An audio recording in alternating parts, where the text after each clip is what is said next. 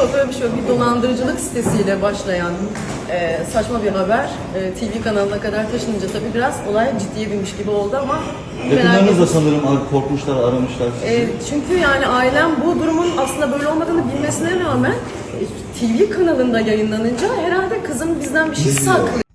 Merhaba arkadaşlar, yeni bir haberle karşınızdayız. Medyayı sev ama esiri olma diyerek düşündürdü.